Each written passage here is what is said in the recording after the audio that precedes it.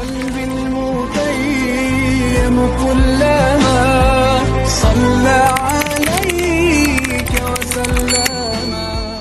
জুম্মার দিন হচ্ছে সপ্তাহের সেরা দিন। বিশ্বনবী সাল্লাল্লাহু আলাইহি সাল্লাম বলেছেন, জুম্মার দিনে তোমরা আমার উপর বেশি বেশি দরুদ পাঠ করো। সপ্তাহের বাকি দিনগুলো যেমনই কাটুক না কেন, জুম্মার এই দিনটি আমার কাছে সবসময় একটু অন্যরকম। জুমার দিনটা এত ইম্পর্টেন্ট, এই দিনে দোয়া কবুল হয়। যে কোনো দোয়া আল্লাহর কাছে চাবেন, এই দিনে সূরা কাহাফ পড়তে হয়। এই দিনে তাড়াতাড়ি মসজিদে আসতে হয়, গোসল করে সুগন্ধি মেখে সুন্দর কাপড় পরে ইমামের কাছাকাছি এসে বসতে হয়। তাহলে প্রত্যেক কদমে 1 বছরের রোজা, 1 বছরের তাহাজ্জুদের নেকি। বিশ্বনবী সাল্লাল্লাহু আলাইহি সাল্লাম বলেছেন, জুম্মার দিনে তোমরা আমার উপর বেশি বেশি দরুদ পাঠ করো, কারণ জুম্মার দিনে তোমাদের দরুদ আমার কাছে পেশ করা হয়। যে ব্যক্তি নবীজির উপর একবার দরুদ করবে, আল্লাহ তার উপর 10টি রহমত নাজিল করবেন।